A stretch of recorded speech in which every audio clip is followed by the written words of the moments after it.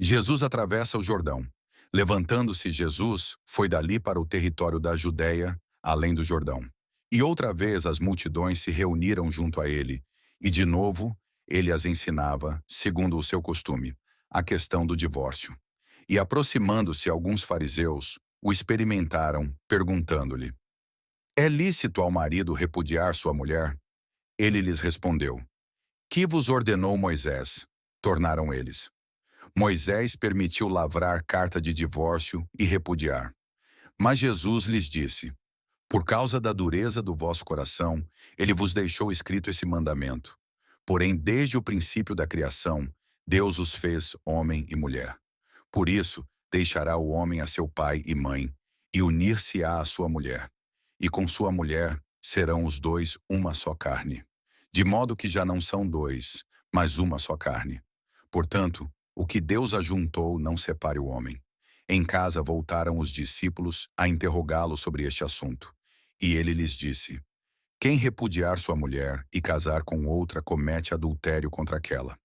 E se ela repudiar seu marido e casar com outro, comete adultério. Jesus abençoa as crianças. Então lhe trouxeram algumas crianças para que as tocasse. Mas os discípulos os repreendiam. Jesus, porém, vendo isto, indignou-se e disse-lhes: Deixai vir a mim os pequeninos, não os embaraceis, porque dos tais é o reino de Deus. Em verdade vos digo, quem não receber o reino de Deus como uma criança, de maneira nenhuma entrará nele. Então, tomando-as nos braços e impondo-lhes as mãos, as abençoava. O jovem rico. E pondo-se Jesus a caminho, correu um homem ao seu encontro, e ajoelhando-se, perguntou-lhe: Bom mestre, que farei para herdar a vida eterna? Respondeu-lhe Jesus: Por que me chamas bom? Ninguém é bom senão um, que é Deus. Sabes os mandamentos: Não matarás, não adulterarás, não furtarás, não dirás falso testemunho, não defraudarás ninguém. Honra a teu pai e tua mãe. Então ele respondeu: Mestre, tudo isso tenho observado desde a minha juventude. E Jesus, fitando-o, o amou e disse: Só uma coisa te falta.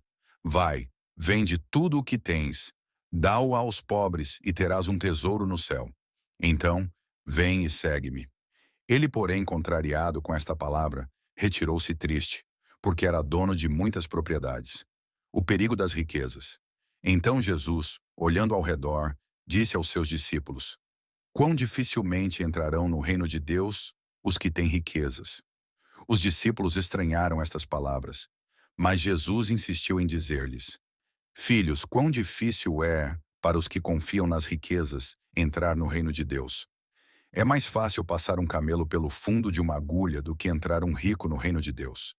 Eles ficaram sobremodo maravilhados, dizendo entre si: Então quem pode ser salvo? Jesus, porém, fitando neles o olhar, disse: Para os homens é impossível, contudo não para Deus, porque para Deus tudo é possível. Então Pedro começou a dizer-lhe: Eis que nós tudo deixamos e te seguimos. Tornou Jesus: Em verdade vos digo que ninguém há que tenha deixado casa, ou irmãos, ou irmãs, ou mãe, ou pai, ou filhos, ou campos por amor de mim e por amor do Evangelho, que não receba, já no presente, o cêntuplo de casas, irmãos, irmãs, mães, filhos e campos, com perseguições. E no mundo por vir, a vida eterna. Porém, muitos primeiros serão últimos, e os últimos, primeiros. Jesus ainda outra vez predisse sua morte e ressurreição.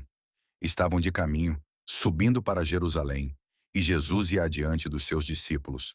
Estes se admiravam e o seguiam tomados de apreensões.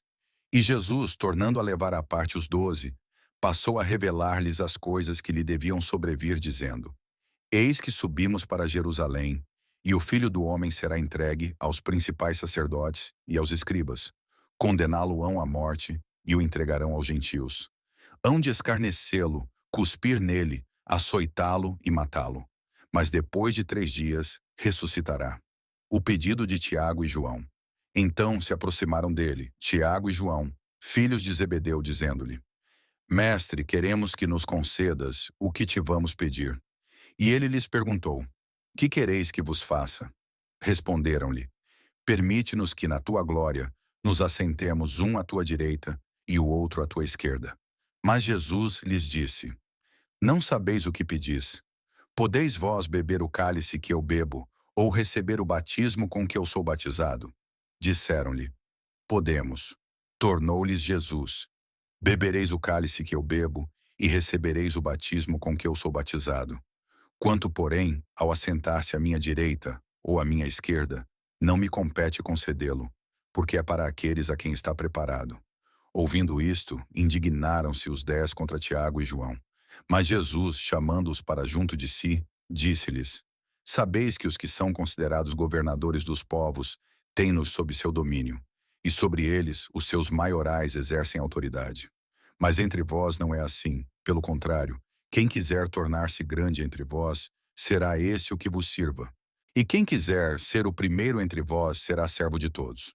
Pois o próprio Filho do Homem não veio para ser servido, mas para servir e dar a sua vida em resgate por muitos. A cura do cego de Jericó. E foram para Jericó. Quando ele saía de Jericó, juntamente com os discípulos e numerosa multidão, Bartimeu, cego mendigo, filho de Timeu, estava sentado à beira do caminho e, ouvindo que era Jesus, o Nazareno, pôs-se a clamar: Jesus, filho de Davi, tem compaixão de mim. E muitos o repreendiam para que se calasse, mas ele cada vez gritava mais: Filho de Davi, tem misericórdia de mim. Parou Jesus e disse: Chamai-o. Chamaram então o cego, dizendo-lhe: Tem bom ânimo, levanta-te, ele te chama. Lançando de si a capa, levantou-se de um salto e foi ter com Jesus. Perguntou-lhe Jesus: Que queres que eu te faça? Respondeu o cego: Mestre, que eu torne a ver. Então Jesus lhe disse: Vai, a tua fé te salvou. E imediatamente tornou a ver e seguia a Jesus estrada fora.